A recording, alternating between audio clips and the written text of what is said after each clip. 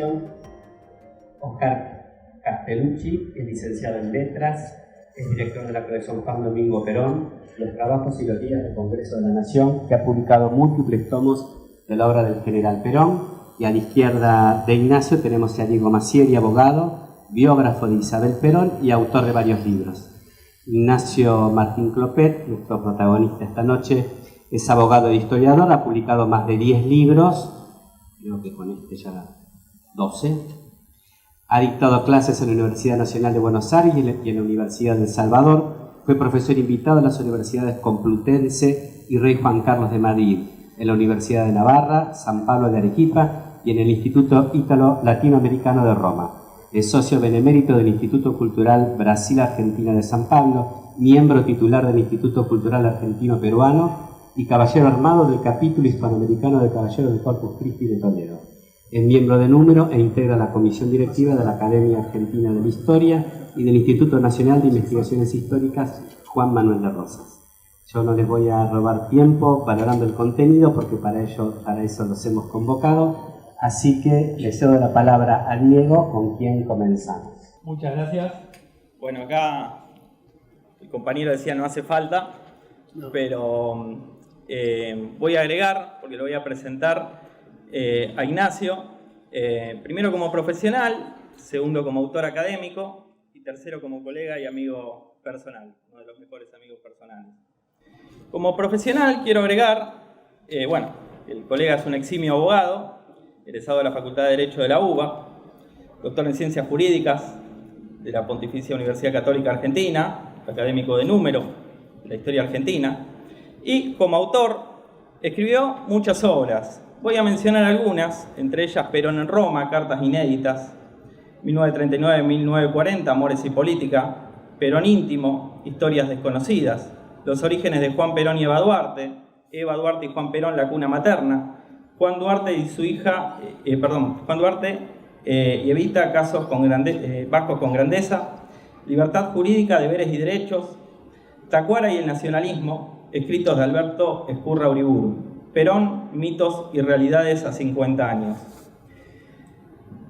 Me consta que muchas de estas obras estaban en la biblioteca personal del Santo Padre, en su despacho de Santa Marta, incluso su última obra, Perón, mitos y realidades, estaba en la propia habitación de su santidad, hoy lamentablemente clausurada por sede vacante. La virtud que caracteriza a Ignacio es la exquisita rigurosidad del método científico histórico, la perfecta búsqueda heurística y la calidad hermenéutica. El objeto histórico que ha caracterizado la totalidad de los libros de Ignacio son la originalidad de los temas, el carácter inédito del objeto. Y esto es una virtud para los historiadores, porque hoy hay mucho autodefinido historiador o pseudohistoriador que inició un nuevo rubro que es el de un nuevo género, no sé qué corno es esto de la novela histórica, porque es un oxímoron, si es novela nunca puede ser historia, no tiene método científico, pero sin embargo pululan en todos los canales de televisión hoy en día y es el nuevo género que tratan de instalar para hacer una ucronía, eufemismos, falacias.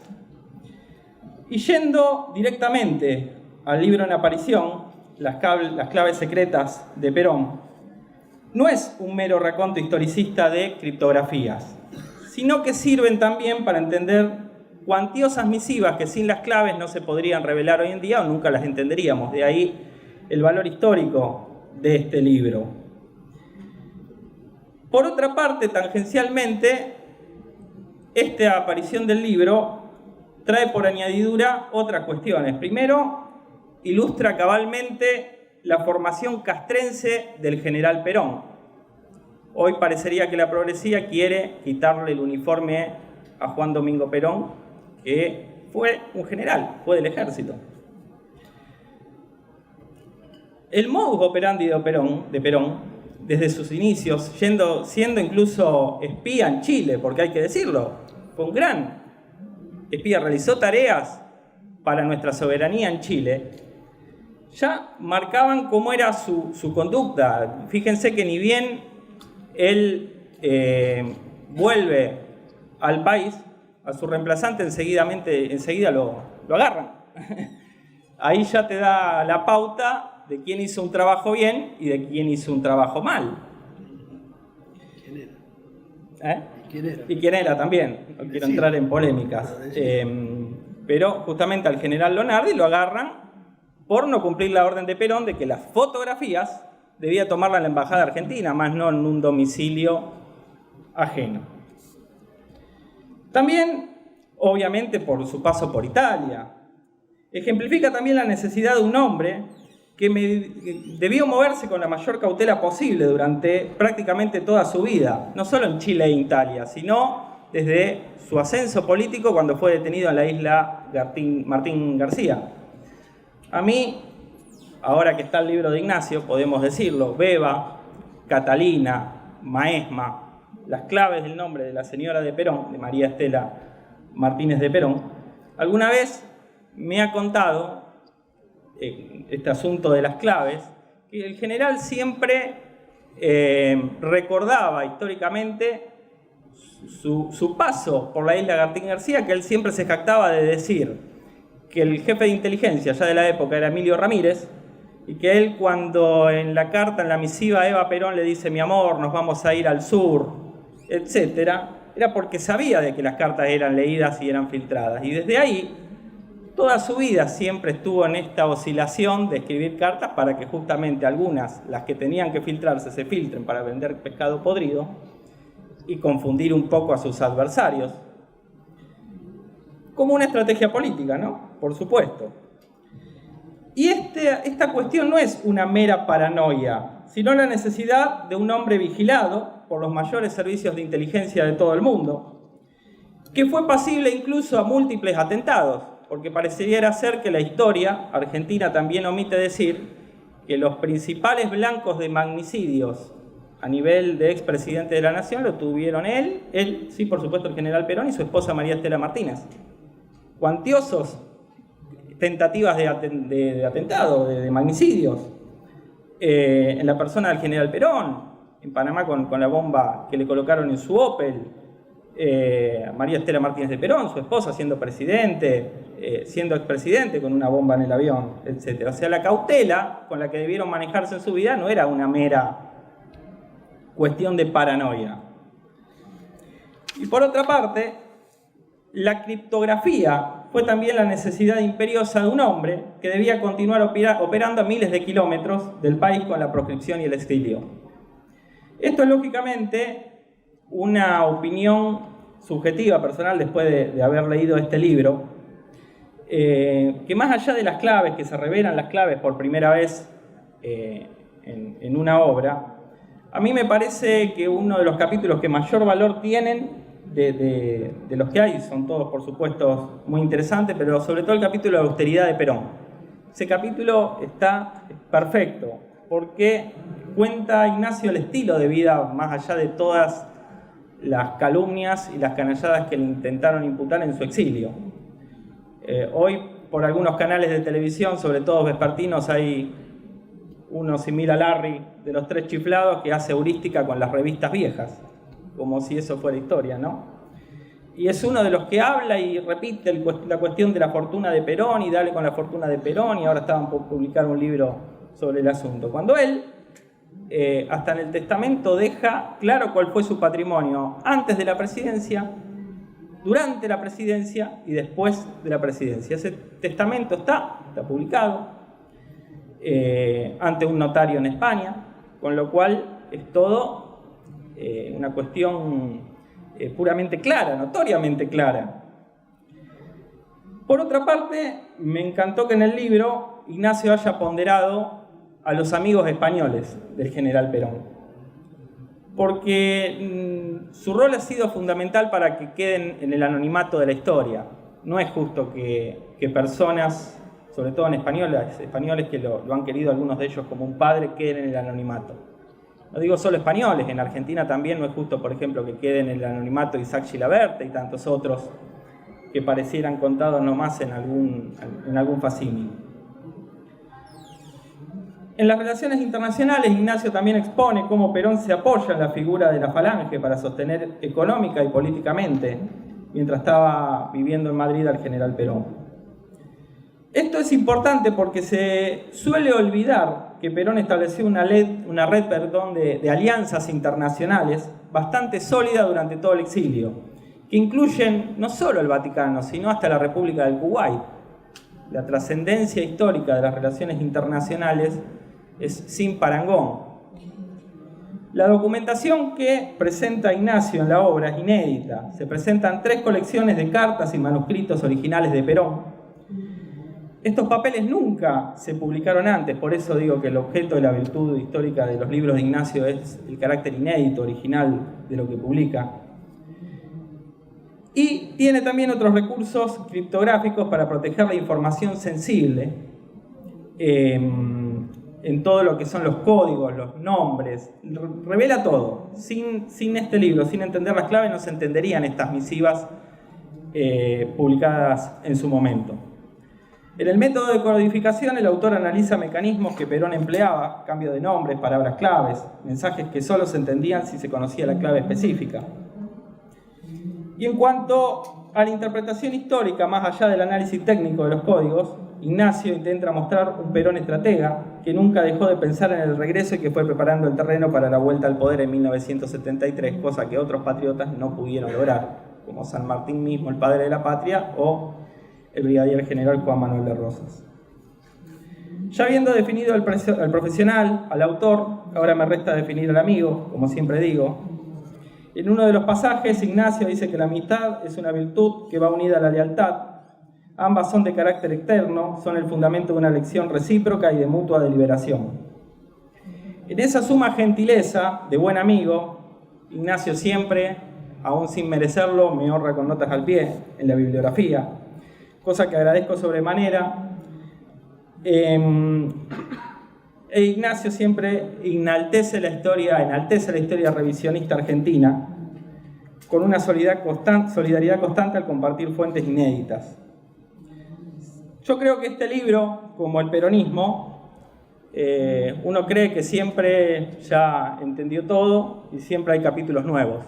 Es extraordinario como siempre aparecen cosas a pesar de los litros de tintas que siempre invierten para denostarlo, ¿no? Este es otro capítulo inesperado que aparece, el de las claves, que muestran a este general Perón castrense, este general Perón con sapiencia en inteligencia internacional, incluso, que logra eludir a grandes servicios de inteligencia internacionales simplemente con cartas, con códigos.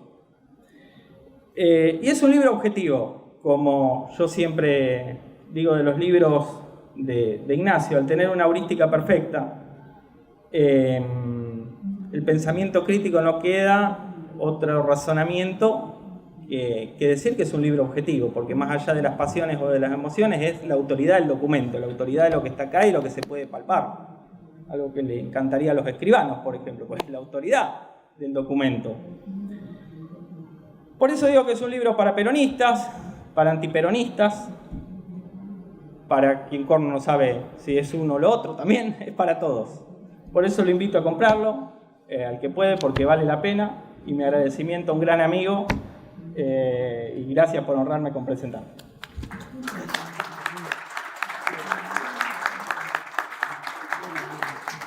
Me sumo al agradecimiento por haberme permitido el honor de, una vez más, estar presente en una presentación de uno de los libros de Ignacio, que es uno de los autores que en mi biblioteca ocupa un espacio específico, porque esas 10 o 12 obras que tienen son imprescindibles para cualquiera que quiera abordar la temática del peronismo, del pensamiento nacional, y están ahí juntitos, y bueno, ahora sumamos con las claves secretas un texto más. Hablar después de Diego es un poco difícil, siempre en los actos es preferible hablar primero, porque uno puede marcar la cancha. Diego ya anticipó muchas cosas del texto,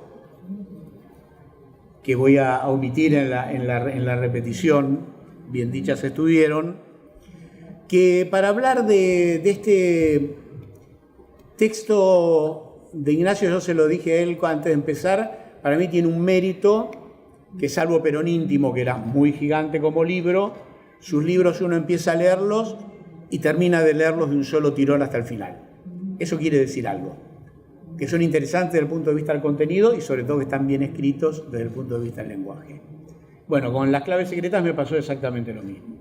Digamos, me senté, empecé a leerlo y hasta que no terminé las 100 y pico de páginas, no me detuve, hice algunos apuntes.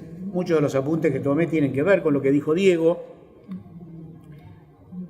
El tema central de la obra presenta un sistema de codificación e encriptación que utilizó Perón en sus correspondencias, en sus escritos, en sus informes, en sus documentos políticos, que nos permiten tener una mirada a partir de la originalidad en el planteo de los documentos, que como acostumbran las obras de Ignacio, no te cuenta el documento, te presenta el documento y después te ayuda a entender ese documento. Digo, esto me parece que es lo que tiene también un gran valor. Y además de reconocer, en el caso esto del trabajo de encriptación que hace Perón en su obra, él va reconociendo otros intentos que hubo, esto que planteaba, cómo en Chile ya había habido una especie de embrión de este intento de encriptación, cómo hay en su etapa distintos momentos en los que tiene obligatoriamente que recurrir a este tipo de mecanismos, porque también, y esto me parece que está muy bien planteado en la obra, la descripción del contexto explica por qué tenía que realizar esta actividad. La verdad que los documentos son sorprendentes. Quienes transitamos el camino de las obras, de la producción de Perón, sabíamos de la existencia, había algunas referencias, esto que cuenta Pignatelli, creo que es respecto de Chile, lo de Florencio Monzón respecto de las cartas. Hubo como distintos intentos, pero esta es la primera vez que nosotros tenemos la posibilidad de acceder a un documento, a la reproducción de ese documento y a una contextualización que nos permite ir un poco más allá de este material. Porque quería irme un poquito más allá. Creo que siempre a los libros no hay que contarlos, sino hay que generar el interés para que se lean. Me parece que este tendría que ser el objeto. Pero a mí me gusta avanzar sobre un aspecto. Iba a detenerme en algo que planteó Diego, que es el capítulo dedicado al tema de la austeridad de Perón, y en general en ese contexto que lo que plantea es una recuperación humana de Perón. Perón ha sido deformado en la historia, ha sido manipulado. Perón tuvo demasiados comentaristas, excesivos exégetas. Hay una confrontación de palabritas que son los exégetas y los eisegetas. Los exégetas son aquellos que toman de las escrituras algo para demostrar un pensamiento. El eiségeta es el que las utiliza para justificar lo que él piensa.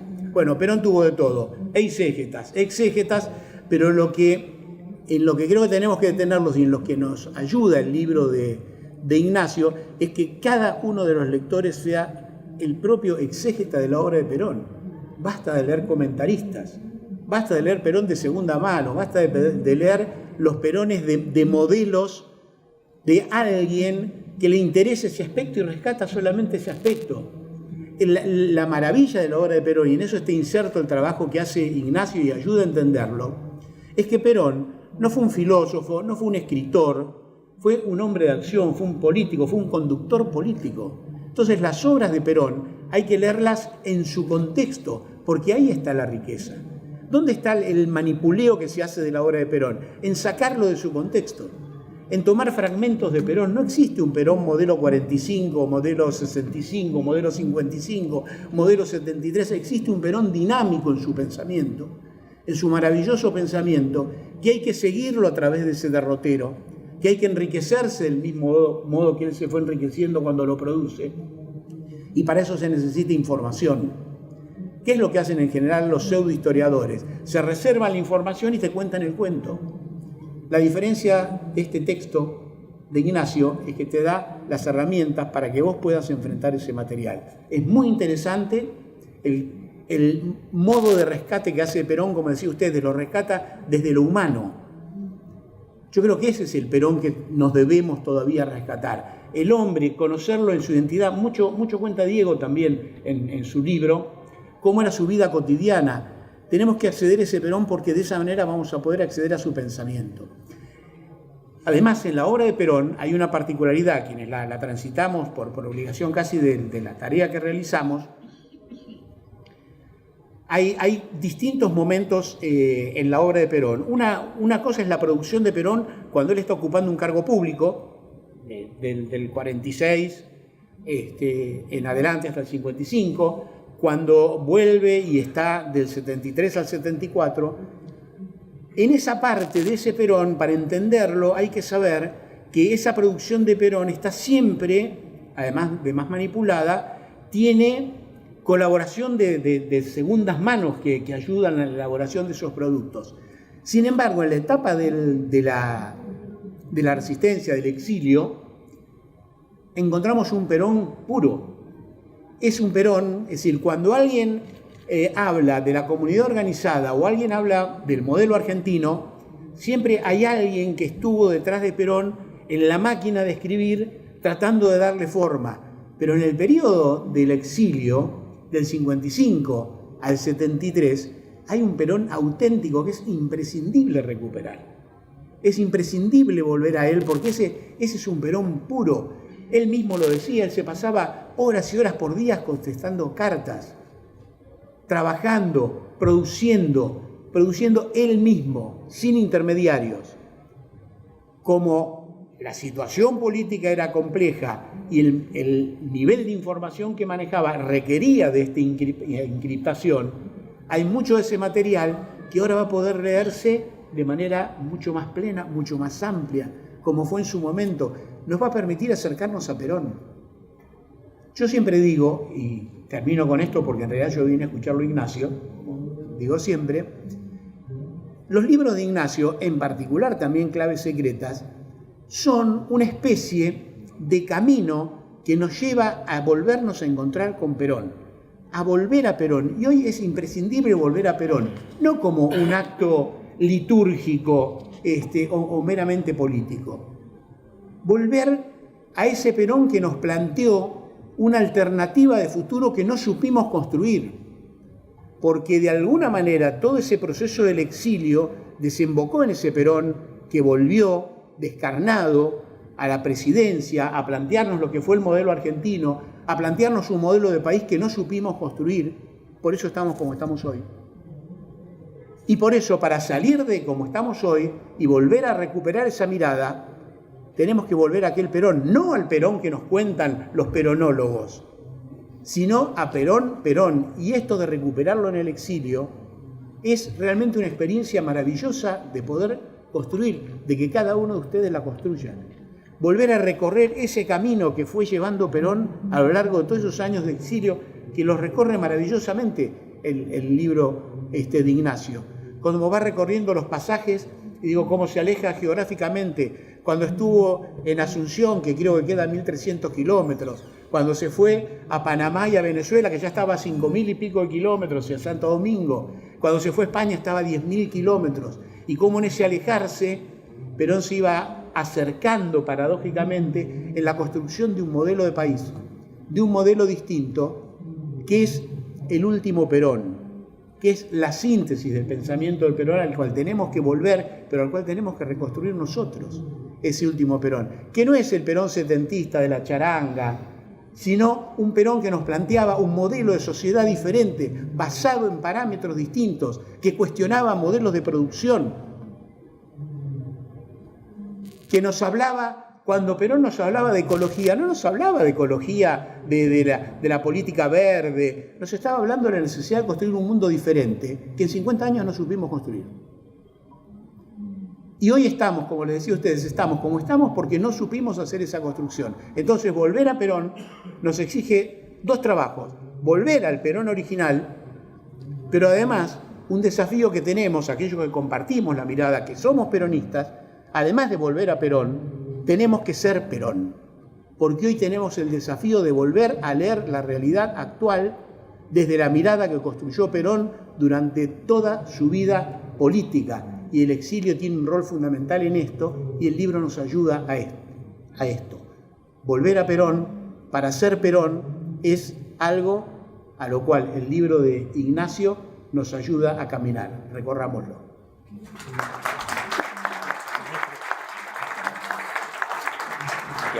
Buenas noches, muchas gracias por acompañarme en este nuevo emprendimiento intelectual, un aporte desinteresado y que me dio mucho trabajo este libro que nació hace muchos años, que lo vengo estudiando, trabajando, con los distintos desalientos, momentos de entusiasmo, momentos de bajar la guardia, de decir no me ocupo de esto.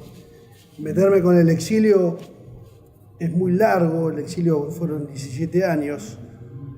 No es fácil la contextualización de 17 años de la vida de Perón. Y reconozco que tuve mis desalientos, pero hubo distintos jalones en estos desalientos que me permitieron poder hacer esta construcción de este libro que espero que sea del agrado de ustedes. Obviamente mis amigos que me acompañan, Oscar y Diego, son amigos, entonces son generosos, no tienen objetividad y bueno, esa es la picardía del amigo que por ahí hace muchos elogios para mí es satisfactorio escucharlos, pero bueno, tienen esa contaminación. Me alegro que la tengan porque es linda la amistad y la lealtad, como hablaba Diego recién. El libro yo lo empiezo a trabajar cuando en una oportunidad un viejo amigo, Ezequiel Eskenazi, me invita un día a su casa y me dice, tengo unos papeles para mostrarte, y me muestra las claves de Madrid. Eran 2 juegos de claves, unas hojas escritas a máquina, que él había conseguido en un remate en el año 99 aquí en Buenos Aires. Así que gracias a Ezequiel tuve la gracia y la bondad y la generosidad de un amigo que me entregaba unos papeles para ver qué quería hacer yo con ellos. Y así me los llevé, obviamente los miré, los leí y ahí los guardé porque dije, tenía otros proyectos entre medio y había otras alternativas, pero esa generosidad con Ezequiel, que hoy me acompaña en esta sala, gracias, porque hay poca gente generosa, pero hay buena gente generosa, y acá estamos los pocos y buenos generosos, así que gracias a ustedes también. El otro benefactor fue un queridísimo amigo que ya no está con nosotros, un gran amigo que conocí cuando yo era pinche en la Justicia Federal, en el Palacio de Justicia, Washington Pereira, el gran librero, un gran amigo, un gran tipo, un uruguayo de pura cepa, un gran rioplatense. Y una noche me llama a Washington, era un día, un sábado lluvioso, horrible el día, y me dice, ¿qué estás haciendo ahora? Estoy acá, digo, ¿no me podés venir a ver ahora? Le digo yo, ¿viste? Porque era un sábado tipo 7 de la tarde lluvioso. Digo, no, ni hoy ni en pedo. Dije, mirá, yo te pido por favor que vos vengas. Y yo agarré el auto, cargué a mis 2 hijos más chicos, hoy uno de ellos está acá, y fuimos a visitarlo a Washington. Y me dice, mirá lo que tengo, ¿no? Y me muestra unos lienzos, 3 lienzos, que yo digo, ¿qué es eso? Me dijo, son las claves de Perón, las claves del exilio de Perón. Y yo le digo, yo no tengo plata para eso. Ella sabía que yo no tengo plata. Entonces me dice, no, llévatelas y tenelas unos días. ¿Estás seguro? Le digo, sí, llévatelas. Me las llevé y obviamente junto con las cartas había una cantidad de fotografías, había una cantidad de documentos, había una cantidad de papeles más, me llevé todo el bloque y obviamente le tomé imagen a todo. Gracias a la maldita tecnología que para eso sirve. Pues si hubiera estado en otra época, fotocopia, ¿dónde vas? Un sábado, un domingo, una fotocopiadora, imposible. Porque yo se lo tenía que devolver el lunes. Él me dijo, te lo llevas hoy y el lunes a la mañana lo necesito de vuelta. Y yo hice la tarea y los copié. Y le saqué fotografía a todo. Esas fotografías hoy se pueden ver, esos lienzos, cómo son aproximadamente en esta maravillosa tapa que diseñaron los amigos de la editorial SB, donde se pueden ahí observar los colores, etcétera, que obviamente en el texto no están. Y así fue como me quedé con esos papeles y los guardé. Y empecé a trabajar las claves, pero siempre venía otro libro, venía otra cosa, los problemas, las circunstancias, etcétera. Y junto a Ezequiel y Washington está la tercera pieza para poder lograr este libro, que es mi esposa Isia, que gracias a su entusiasmo y a su contagio me ayudó a emprender esta tarea que la tenía postergada. La tenía ahí guardada y estaba archivada, pero siempre estaba dando vuelta, ¿no? Y no lo terminaba el libro. Entonces, gracias a Isia, ella me ayudó a decir, terminar este libro, ¿viste? No podés tenerlo ahí como si fuera algo inconcluso, porque aparte es un aporte, como muy bien rescató Oscar y como rescató Diego, es un aporte raro para la historia del peronismo. Es un libro raro. No hay ningún libro escrito que tenga esta información. Ninguno. Hay algunos libros, como bien dijo de Monzón, yo cito algunos otros libros más, algunas otras tareas menores, artículos en algún medio periodístico, pero no hay nada que contenga esta genialidad de Perón. La genialidad que muestra un hombre extraordinario, una creatividad y una inteligencia irrepetible. Después de Perón no ha venido nada en la Argentina que valga la pena en la política, nada. Todo lo que ha venido ha sido segunda mano, tercera mano. Y así es como hoy estamos, en una tercera mano. Y cuando estás en una tercera mano, nadie te cuida, nadie te protege, nadie se preocupa por las cosas más importantes. Y eso es, lamentablemente, este personaje que uno a Perón, como bien decía Oscar, basta de exégetas o de intérpretes, ¿no? Todos estos que nos cuentan la historia y que cuentan su relatito, porque hoy en día la historia lamentablemente la han llevado no solamente a la novela histórica, sino al relatito que te conviene, a la construcción de lo que a mí me parece, a lo que a mí me parece que fue Perón. Entonces la gente cree que Perón es una construcción monstruosa, porque encima nos muestran cosas horribles o nos muestran cosas que no tienen nada que ver con la figura de Perón. Nada que ver tiene con Perón. Nos muestran un personaje extranjero, un personaje que no sabemos de dónde salió.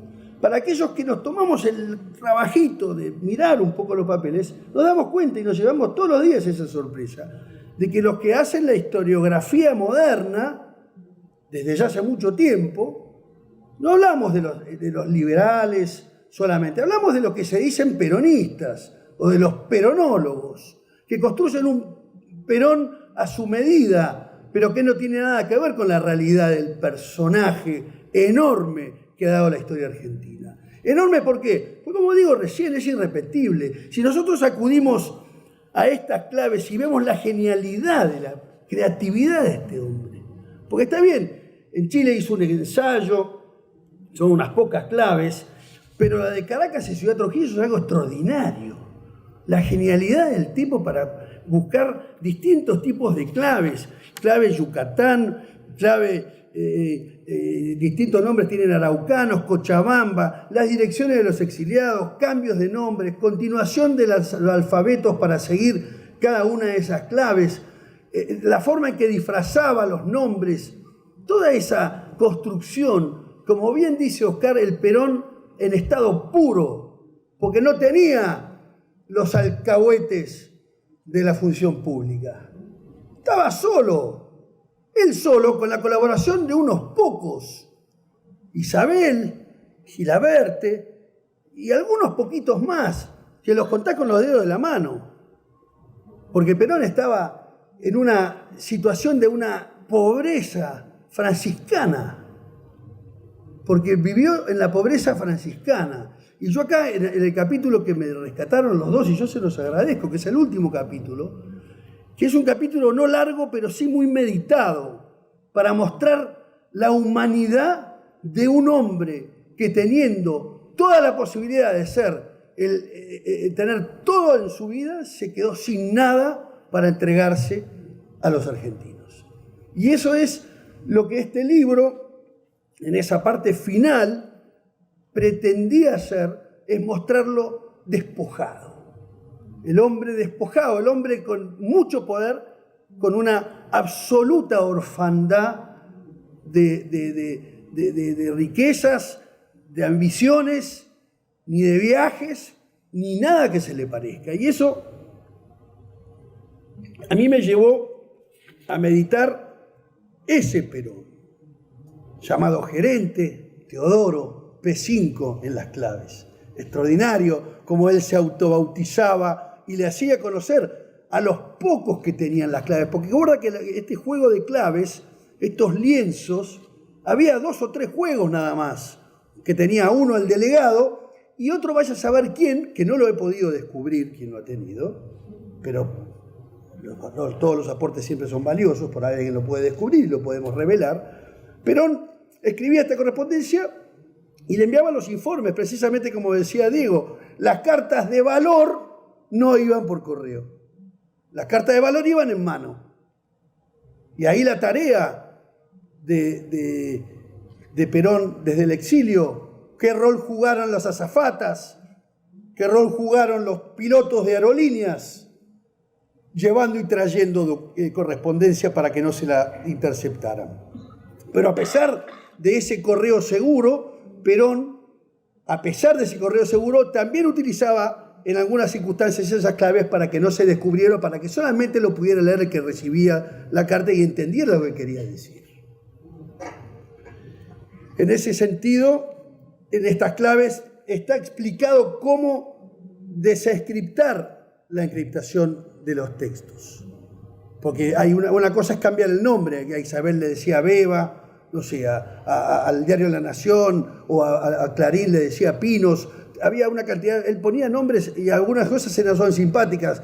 A los fusiles las llamaba lápices o a las bombas los llamaba caramelos. Había una cantidad de... Es tremenda la creación de él, porque son varias páginas que lleva la transcripción de estas claves, como para que viéramos hasta dónde llegaba su creatividad para poder ponerle un nombre a alguien o de qué manera poder pasar desapercibido para que alguien pudiera entender de qué se trataba.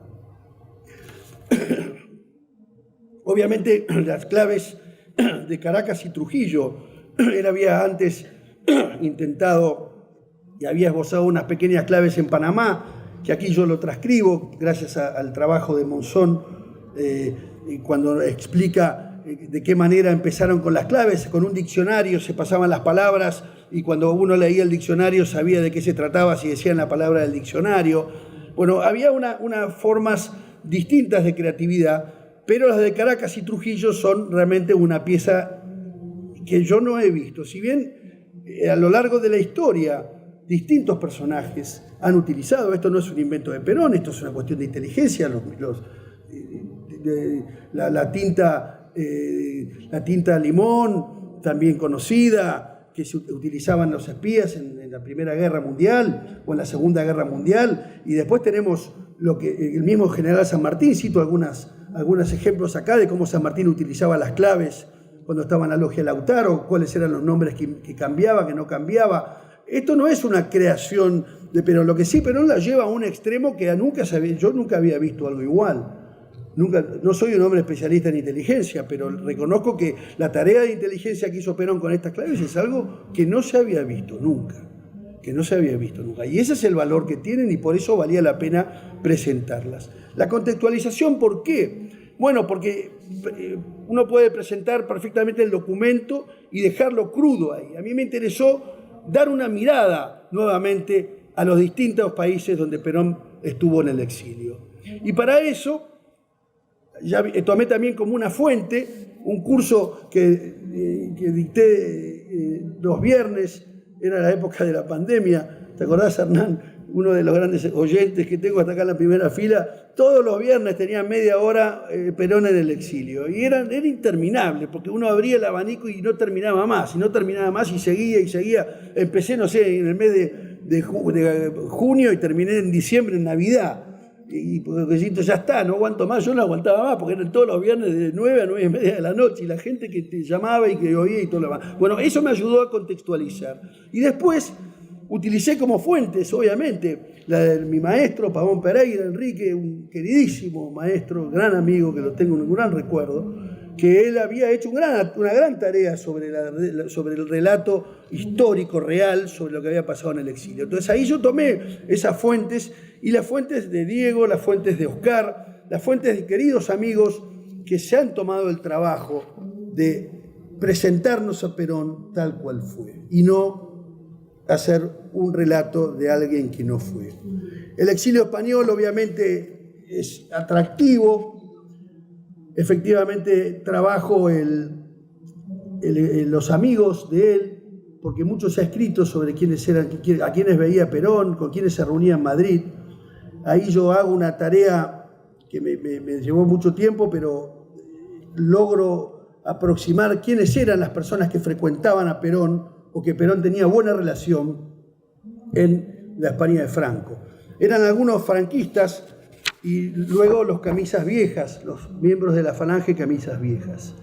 Desde Antonio Girón, Raimundo Fernández Cuesta, tuvo el Jesús Suevos, Emilio Romero, uno de los grandes periodistas españoles, ganador de varios premios, Pilar Primo de Rivera, Pilar Franco, etcétera, etcétera. O sea, Perón se reunía con esa España, Rafael García Serrano, bueno, Blas Piñar, todos ellos han tenido vínculos con Perón y amistades con Perón y cercanías con Perón. Y he recogido los testimonios de estos españoles para que nos cuenten ellos cómo lo veían o quién era Perón o qué hacía Perón.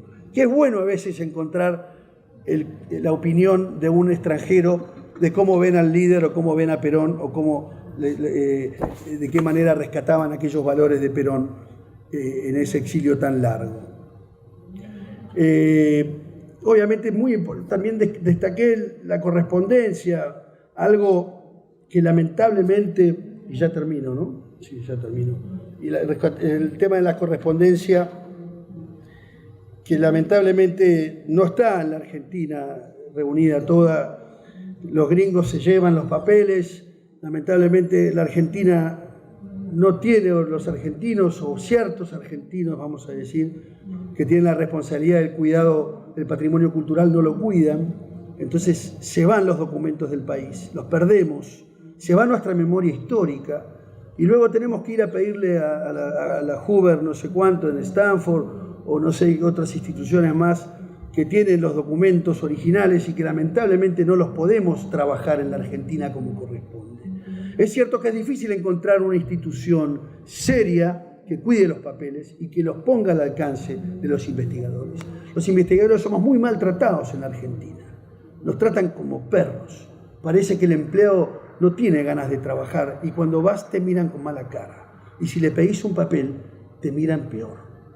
Nos ha pasado a todos los que tratamos de buscar papeles, nos pasa siempre esa triste experiencia del maltrato que recibimos. Aquellos que vamos a hacer una tarea en pos de la Argentina, por nosotros lo que estamos haciendo es tratando de construir una historia real en atención a la documentación y no a lo que me contó mi mamá o mi abuela, que era una gorila, no sé, qué sé yo. Entonces yo trato de cuidar esas cosas. No me dejo llevar por mi abuela que era gorila, ¿no? Claro, porque si no la historia me la contaría mi abuela.